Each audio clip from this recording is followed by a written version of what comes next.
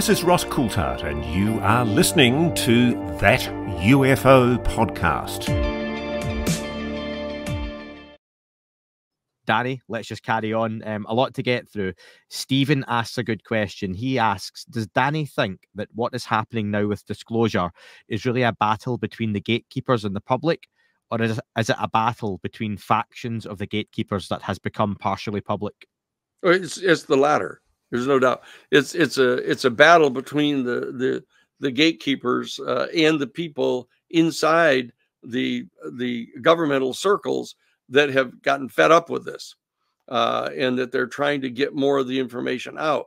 But it's important to remember that the people that are inside the government that are trying to get out more information about the UFO issue themselves are not fans of releasing all of it. You know, and that they, in my judgment, probably would keep more of it secret than they should. And so that we as the citizens need to become involved. We need to shift this over into the former situation where it's the American citizens and the public in the United States that are confronting the national security state, that we're stepping through our present representatives, giving them an opportunity to join us in this, and to do their job constitutionally. But if they don't, we've got to be able to perform. That's what the New Paradigm Institute is here for, is to do the actual disclosure ourselves, to develop the kind of levels of confidence in the whistleblowers themselves, and to be able to convince them that we're capable of protecting them and their future careers.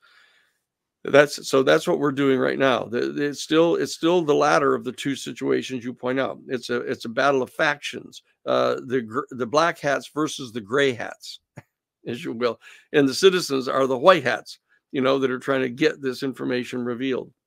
And the New Paradigm Institute represents the white hats, but we're in dialogue and in negotiations with the black hats through the offices of the gray hats. That's what's really happening here.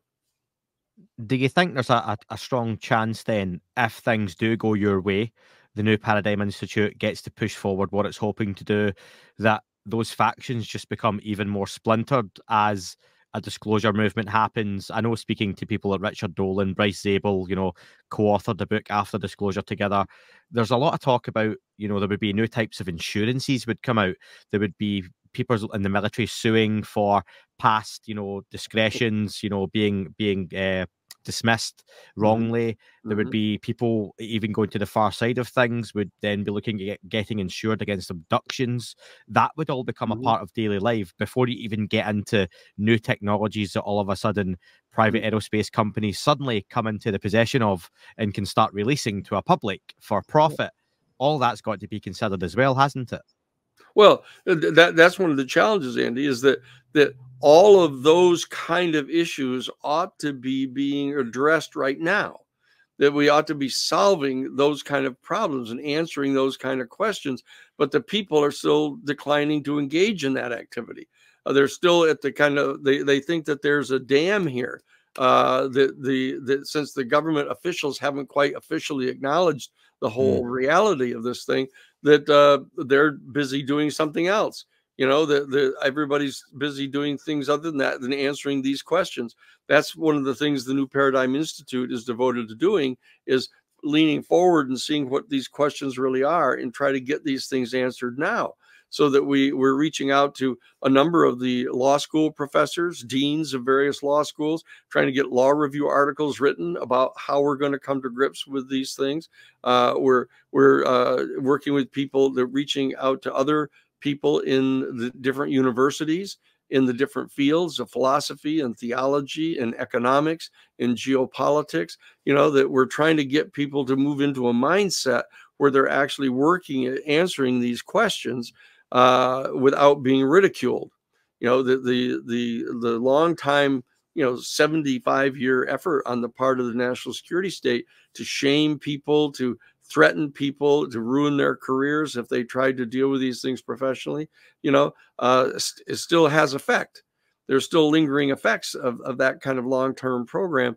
And so that what we've got to do is try to get through that and move into the actual process of answering these questions, which and what we're doing is we're trying to recruit different factions from inside the national security state, from inside the Congress, from inside the political parties.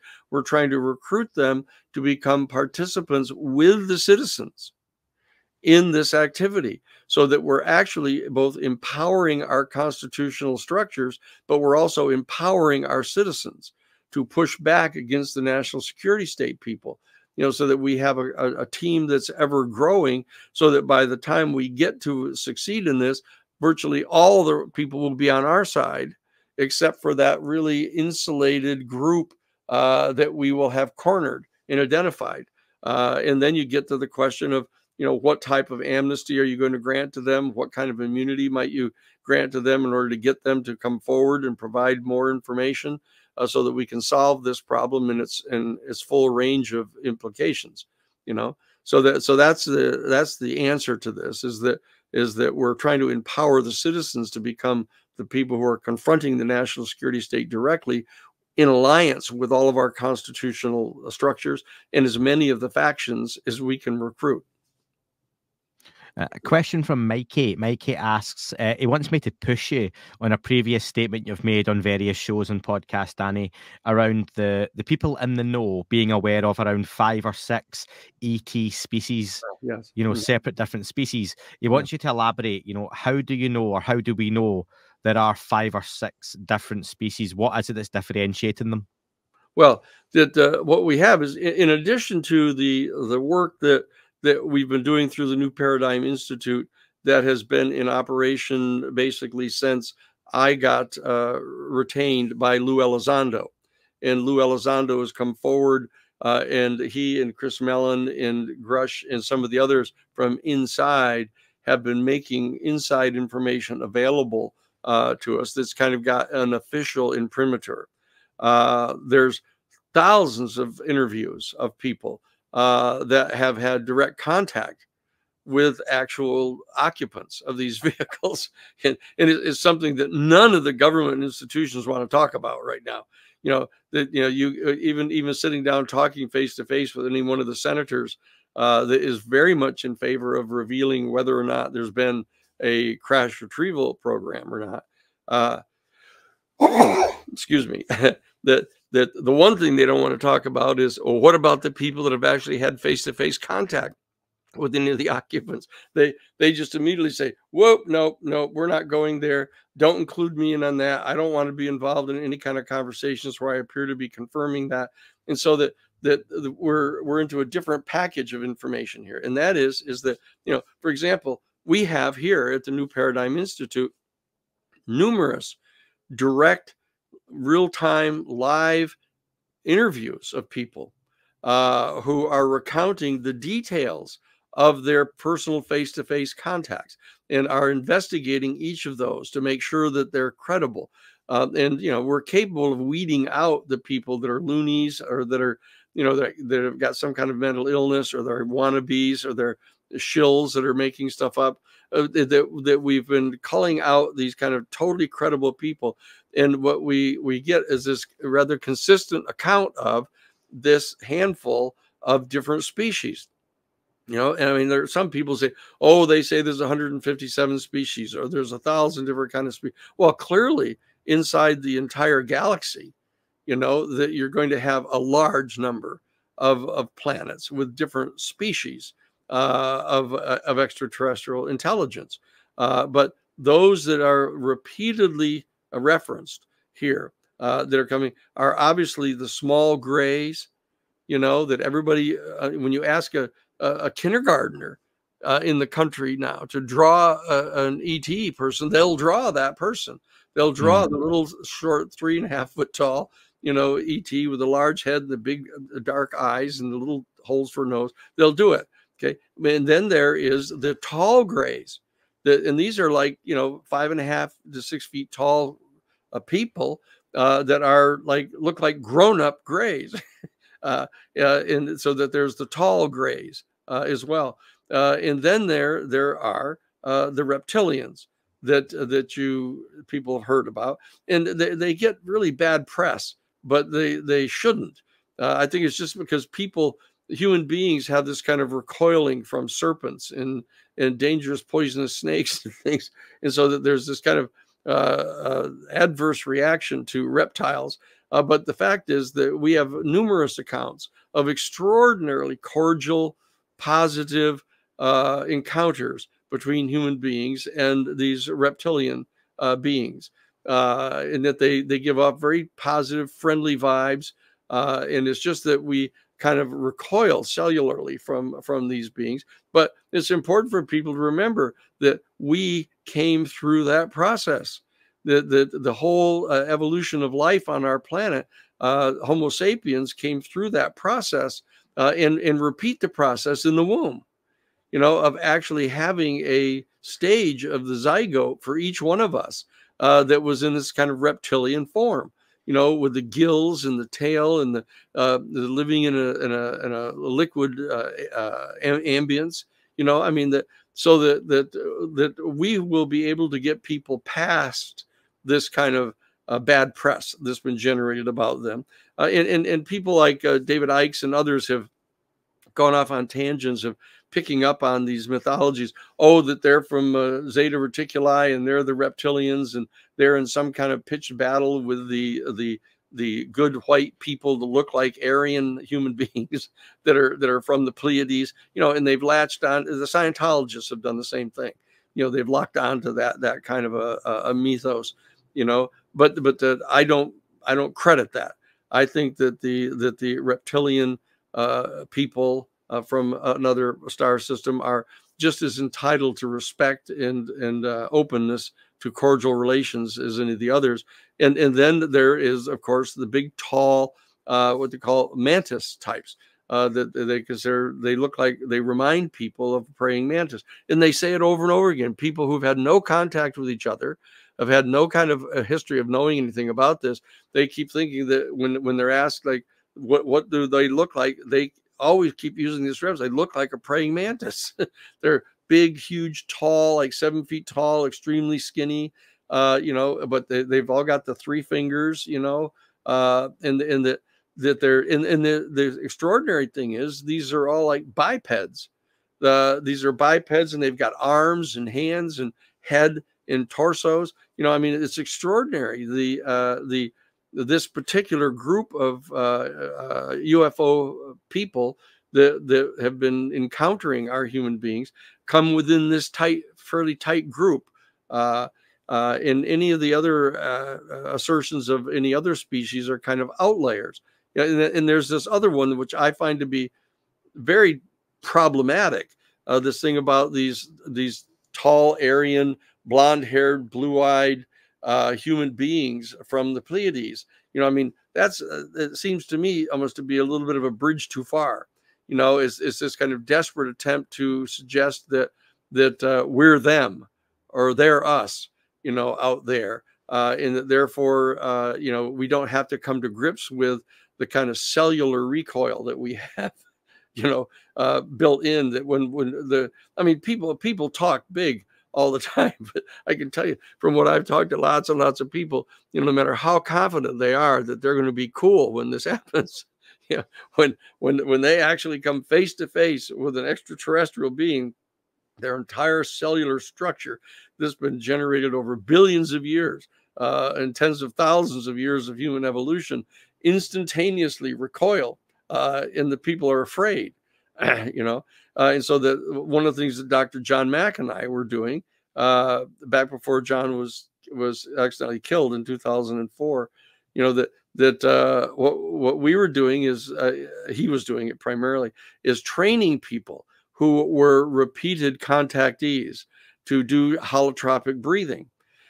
So the minute that they thought they were going to get ready to have another one of these encounters that's frightened them, is that they would do the deep holotropic breathing, and that they would get calmed and centered, so that when the beings appeared, they would be centered and calm, and could actually have communication with them.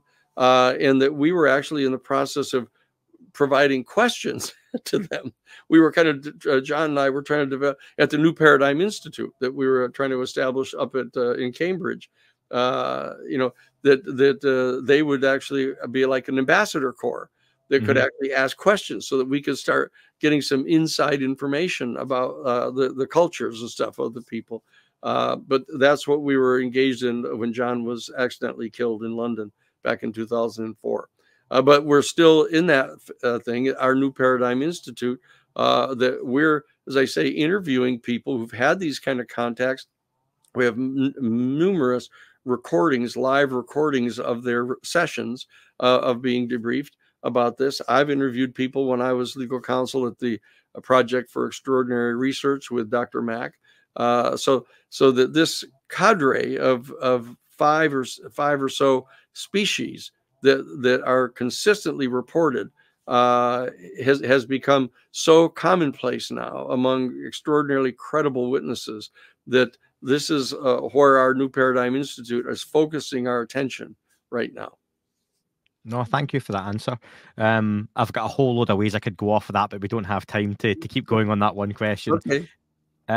Question from Gary. Gary asks, does Danny have any idea if the photos he saw of a crashed saucer were from a known case in ufology? No, I do not believe it is a known case in ufology, because nowhere else have I seen anybody that could show the symbols that were on that particular craft. That's the only place that I've ever seen them. That the ones that I traced out are unique.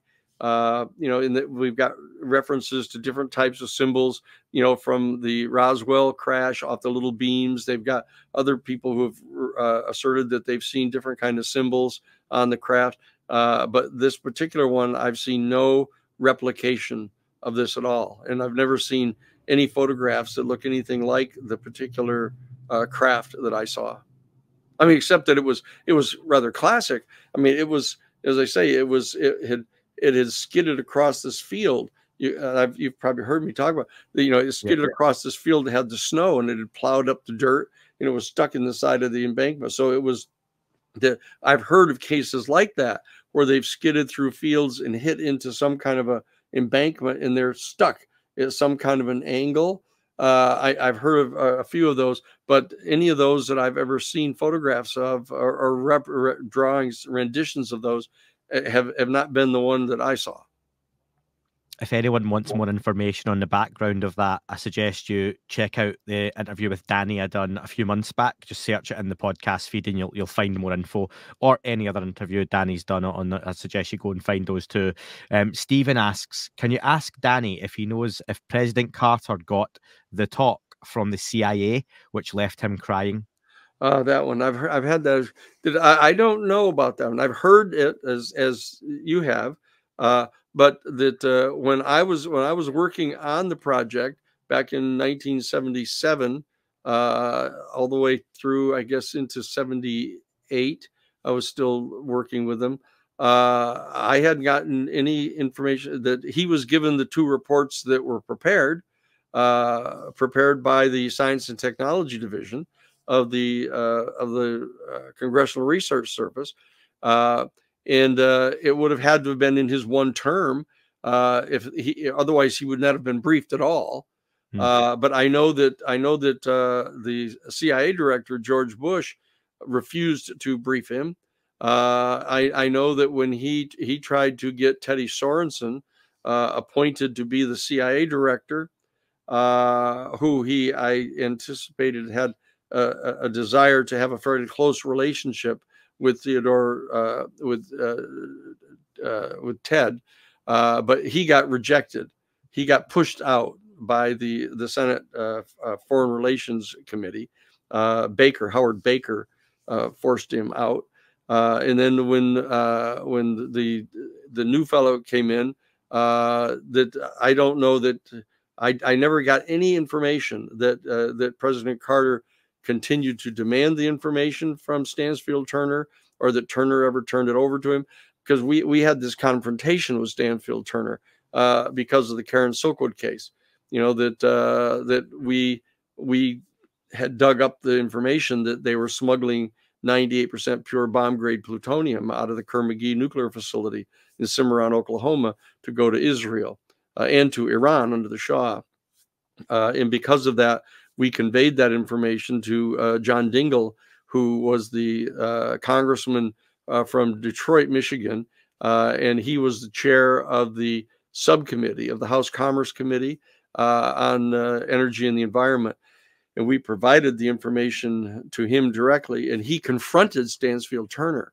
So we had this kind of adverse relationship with Stansfield Turner, so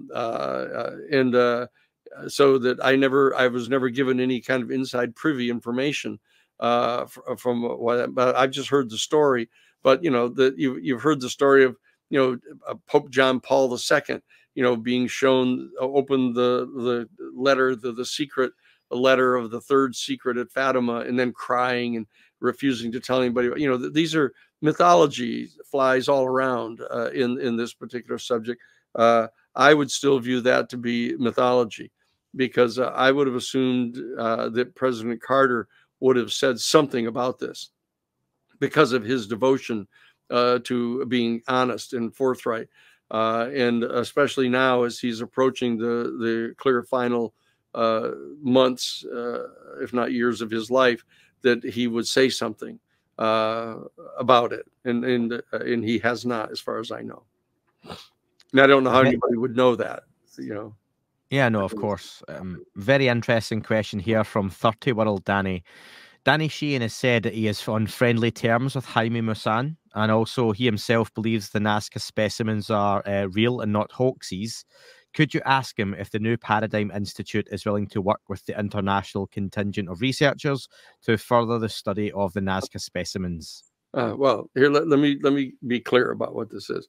I was just about to ask you there. Is that correct? I've told Jaime, and I've told Michael Mazzola and the other folks that are working, bringing the United States people, the forensic scientists and stuff down to Peru about this. I said, look, I'm perfectly happy to be cooperative with everybody, but until such time as that I have been given information that shows that this is connected in any way to the UFO thing. Or that these are extraterrestrial beings in some way, that we're not going to have any kind of formal relationship. And I'm not going to say anything formally publicly about this. That based upon my secondhand conversations with the people that have seen the bodies, that have been present for the studies of the large bodies, not the little guys, the little short people, there seems to be a consensus from the people that I know and trust that these have been put together. They've been crafted, but ironically, it was like 1,000 years ago. The carbon dating of these are extraordinarily old, but they appear to be constructed. Now, as to who could have constructed something as sophisticated as that 1,000 years ago is a secondary question. But with regard to the 5 feet tall Nazca mummies, that the kind of tests that have been performed on them are extremely convincing, that these are organic beings, and that the preliminary test, one of the challenges is that the preliminary DNA tests that have been run on those bodies down in Peru are not with the most sophisticated equipment, scientific equipment that's available. And so people have been trying to figure out how we can get those bodies brought to the United States to be examined with the most sensitive and sophisticated medical equipment to check the DNA, et cetera, of these. But the preliminary DNA tests that have been done down there on the larger beings, and there's a number of them. Yeah. And there's a lot more of them that are still in the original place where they were recovered. But these few bodies that they have, the tall, 5 foot tall Nazca mummies, that they've done the preliminary DNA tests on them, and they say that like a third of the DNA is of some it's a primate of some kind, an earthly primate of some kind of early ape type animal, and then another 10% of them are human DNA, Homo sapien DNA. But then there's another, 70% of them or something that that is completely unknown. The DNA is completely unknown. They've been unable to match it with any other known DNA specimen of any species on our planet. Now, you have to take into account what the scope of their ability to do that is. What access do they have there down in Peru to do that at the particular facility, to be definitive like that? That's a question. But the process is underway. That some people are more inclined to believe that they're UFO related or ET related than others. But that I keep counseling people to be very careful about this.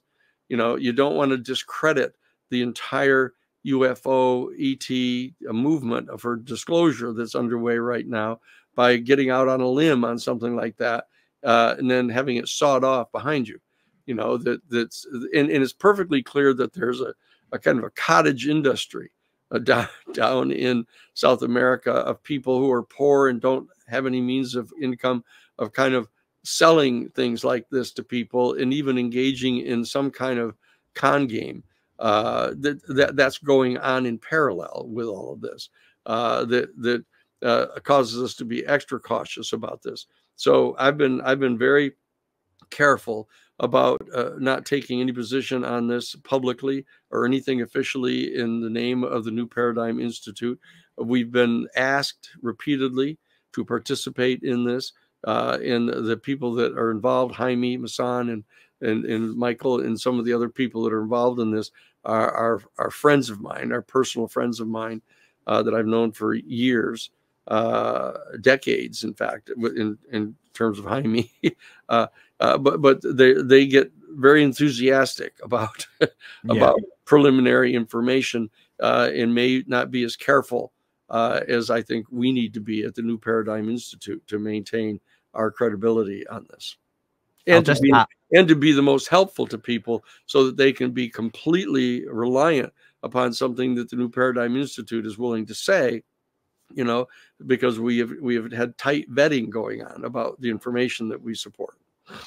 I think that's sensible, and I won't be hypocritical and sit here, Danny, and say that I'm fully confident that this is a genuine situation that we're seeing unfold.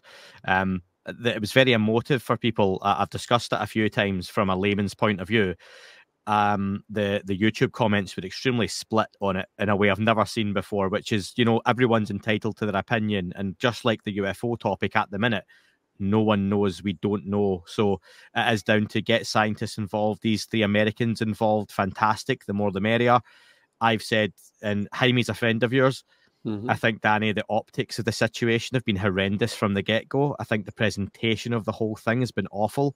And if this is something that's genuine, the way it's been put forward hasn't been good, just from my opinion, and some people disagree with that, and they're more than entitled to do so. But when you can't get live streams working, when you're breaking bits of the bodies off, and I think that enthusiasm is a good word, because sometimes it's misdirected.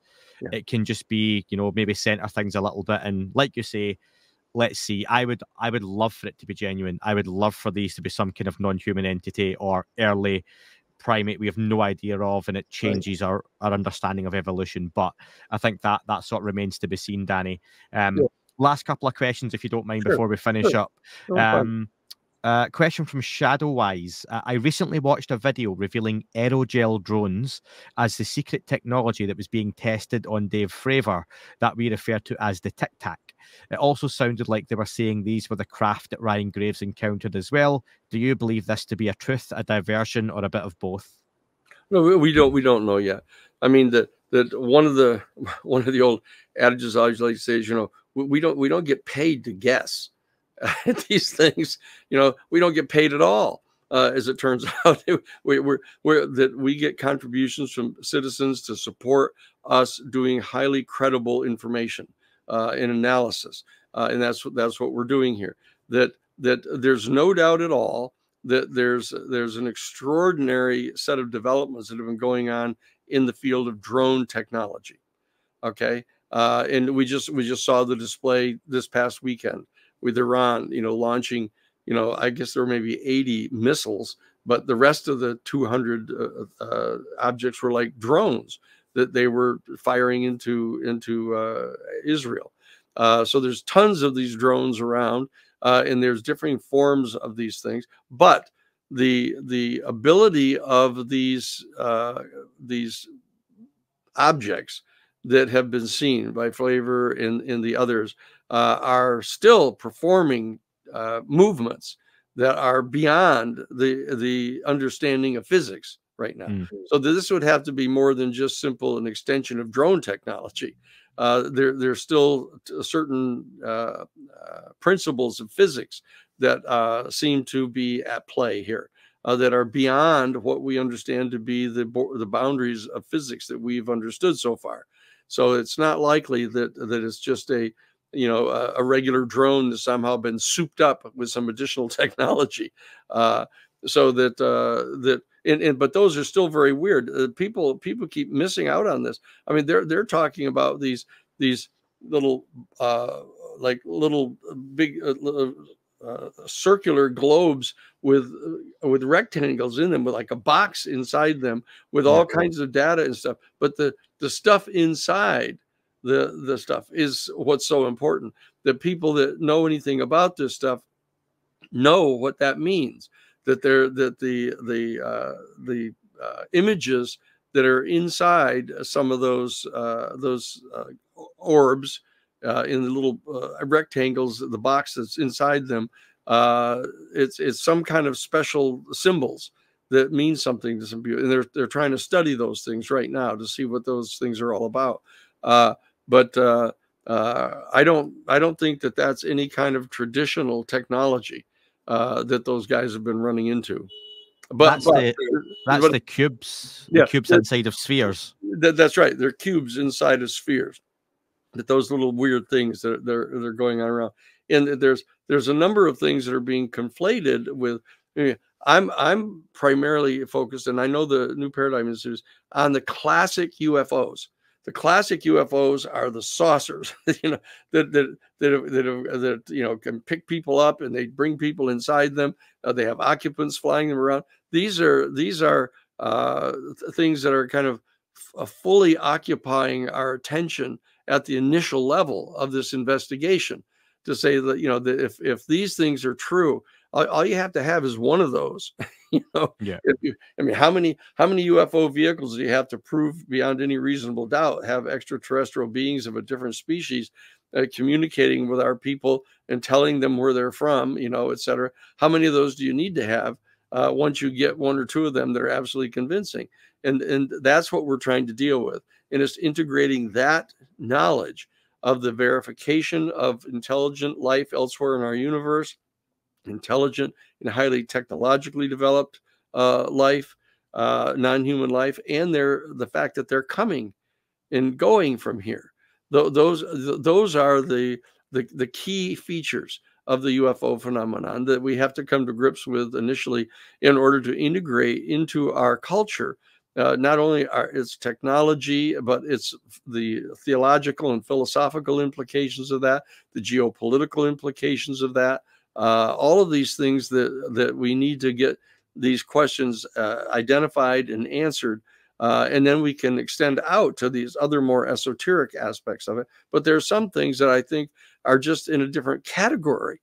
And that is the stuff that's happening on Skinwalker Ranch and stuff, for example, that portals that have been talked about, down through the centuries. Indigenous people have talked about these portals and ghost-like beings, and there's all kinds of discussions about leprechauns and dwarfs and other kind of things that people have associated with the quote unknown, or that are anomalous in their nature, is not what we're focused on. We're focused on the UFO phenomenon. And the non-human intelligent life that appears to be associated with them.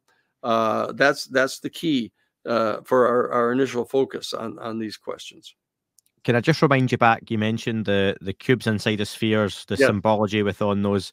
You say they're trying to study those. Is that Yeah. because they've got one of them, or is that because they've got really good footage and pictures of them that they can study Good them? pictures. It's primarily good pictures. They've got really good pictures of these because they've come so close to the craft Yeah. that the F-18s can get really close up, and some of the guys inside the F-18s have brought their high resolution personal cameras with them, and they're taking pictures of them out of the window. I mean, that they've got those photos of them. They're not just the gun camera photo, but I mean actual Nikon photographs of those things right up close to the craft. So they've been able to look at these things and they're trying to figure out what all this means. I heard of one pilot that got so close to one of these they defecated in their suit because they were so taken aback by what they were looking at that was next to them. And these are the creme de la creme of the people that, that's not a drone they're looking at. They know what they're looking at Yeah, and what they're not looking at. yeah. Last question then from Teflon Eddie. He asks, in previous interviews, you have discussed the visit wherein you made notes from documents relating to the UFO hieroglyphs, we'll call them. This appeared to have been a significant moment for you coming into the UFO topic. Yeah. What moment since then has come to underpin your discovery, your perspective, your belief on the UFO phenomenon? Well, another one I've mentioned it. Someone else asked me that question. Was the event surrounding the telegram that was in the hand of General Ramey? That famous photograph where he contacted the people from the Roswell local newspaper and called their editor out of bed at 2 o'clock in the morning and ordered him to send a photographer back out to the base because he wanted the photographer to take photographs of this weather balloon debris, right? And so he could get it in the front page of the newspaper the very next day.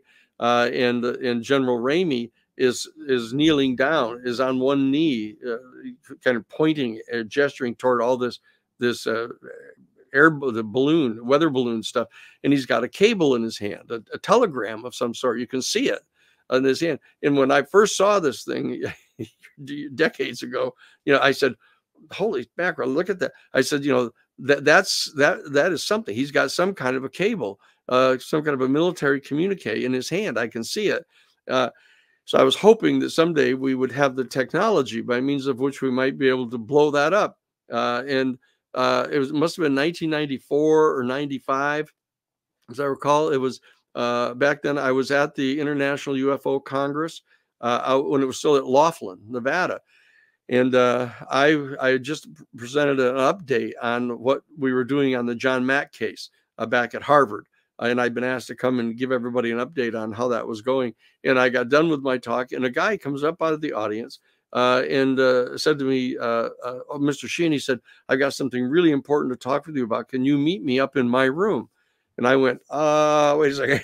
So I went and got a friend of mine, and we went up together. And he said, "Look, I think I have found the photographer for the Roswell newspaper that was called in to take that picture in the middle of the night."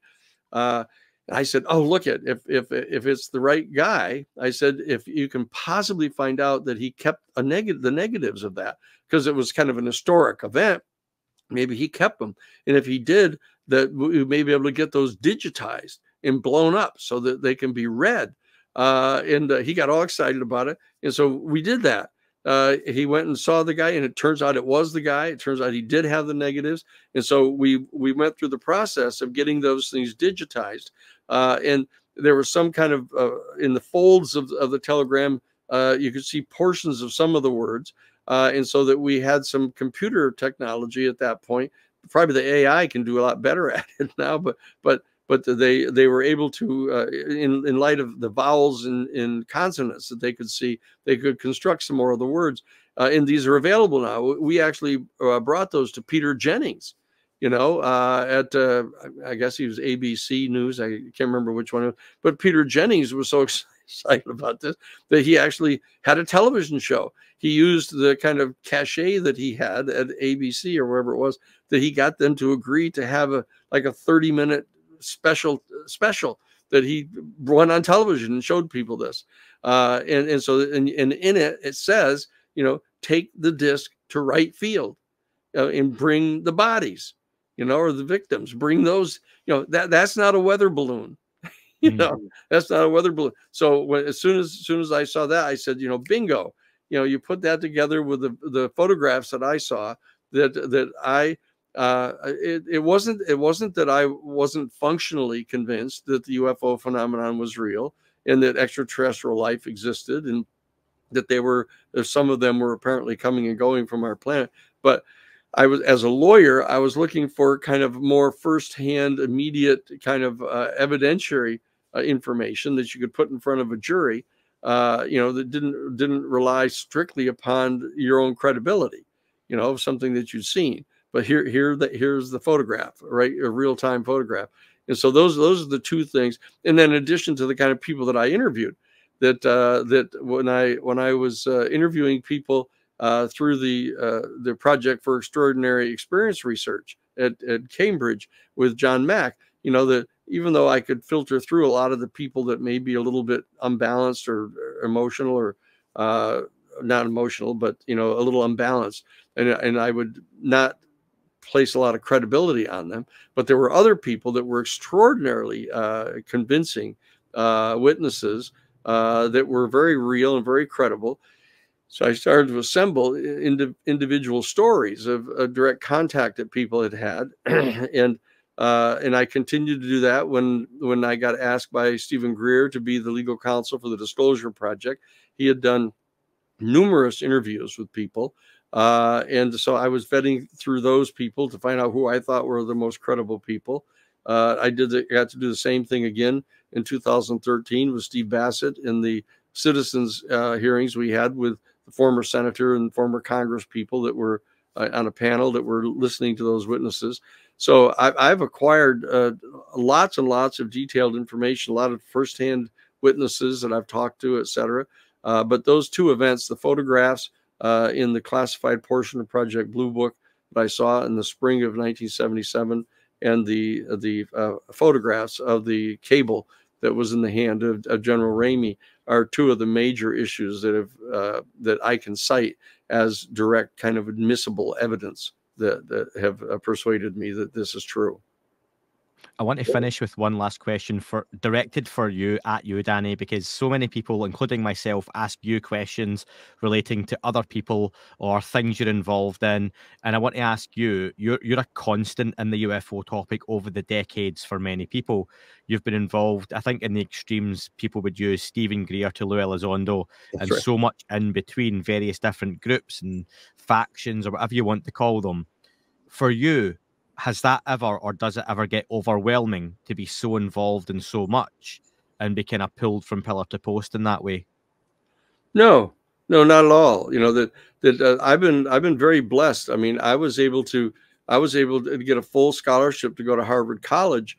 You know, my father was the first Sheehan man in our family that ever even graduated from high school. So I got to go to Harvard College and study foreign policy under Henry Kissinger. I got to study, you know, sociology under Reisman and all of these folks. Got to go to Harvard Law School and study constitutional law under Lawrence Tribe, you know, and international law under Louis Sohn. And I was the chief research assistant to Professor Jerome Cohen on international law at Harvard. And so I've been blessed. You know, I got to go to the #1 litigation law firm in the world and represent the New York Times in the Pentagon Papers case, get to look at all 47 volumes of the Pentagon Papers, you know, before they were actually made available publicly. You know, I've been privileged to be in these kind of positions. And so I just said that, you know, I have to just take in stride what it is that I might be able to do at any given time, and always think expansively, you know, of what role that I might be able to play to help the citizens. And I've always stayed devoted to the interests of the public itself, you know, and not being dragged into, you know, substituting for the public interest, the interests of a particular law firm or any particular client. I've told every single client I've ever represented, I've always said, look, you know, that I'm going to be representing you for free for a public interest. And so it's the public interest that we're really representing here. So we need to have this understanding at the top of this thing that I'm not here just to get you money. or settle something and have them give you a bunch of money and have you go away. That's not what we're doing here. This is a different type of legal representation. I view myself as a people's advocate and a public interest advocate. So I'm not surprised by the fact that I get contacted by people who share that desire to have information available to the public. I have to point out that there's not a lot of competition for this position. So that, it's not as there's a lot of other lawyers that have been around from Harvard or anywhere else that are willing to get out on the limb here with these things. But now, as it's becoming more and more accepted, people always say to me, how in the world did you ever get involved in something like this? Well, I got involved with it back before it was at all popular. It was still this total outlier, on these things. And I've been willing to do that and to exercise what I thought was good judgment as to what I thought was going to one day become more and more central to people's decision-making about our country. And this is one of those things, probably the primary one. I've always known that this is going to become central to readjusting our entire human perspective on where we are in the universe. And it has very intense theological and philosophical implications for our human family. And I couldn't think of anything more interesting or important to devote my life to. And so, I'm perfectly happy doing this. I literally get out of bed each morning going, okay, oh boy, here we go. We get to pursue it, whether it's, proving that the Israelis are getting nuclear weapons grade material in the Kara Silkwood case and get them to stop doing that, or to stop, the reckless building of more and more of these private nuclear power plants that are threatening entire states with blowing up and killing everybody, or to stop the smuggling of weapons and stuff to these right-wing death squads in South America. I mean, even when I stop and look back on these cases, say, holy shit, these are really interesting cases, and like almost any lawyer would want to be involved in them if there was no risk involved at the very beginning. But there always is. And that I've been willing to subject myself to that risk. And so far it's proven to be okay. That and I've developed, I think, an ability to distinguish people when they're telling the truth and when they aren't, to not fall for it, and so I'm blessed to be able to get to do this. And I'm very privileged to get to talk with people such as yourself, Andy, and the people who listen to your show and help share the information. And it imposes an important obligation on me to be careful and credible, and make sure that our new institute is adequately funded so that we can maintain staffs and we can fulfill people's expectations of us. And so far we're doing okay. Well, Danny, there are many people out there who appreciate your many contributions to the UFO topic over the years, including myself. And even the ones who don't appreciate it, they still pay attention and listen to you when you speak. So there's always that. You're doing something right. And just behind you, Danny, you've got the Contact in the Desert logo there. I've had a few folks on who are appearing this year, including Whitley Strieber, Richard Dolan, Kelly Chase, JC King, and yourself, and Ryan Wood, of course. That's at the Renaissance Esmeralda Resort and Spa, Indian Wells, California. That's the 30th of May till June 3rd. And there are some tickets available left for the in-person event. There are also live stream tickets available. I'm doing a little giveaway on social media so people check out those as well. You'll be able to see Danny and many others. So, Danny, thank you so much for your time. I very much appreciate you spending so long with us this time, okay? I appreciate it every time. Anytime. Thank you.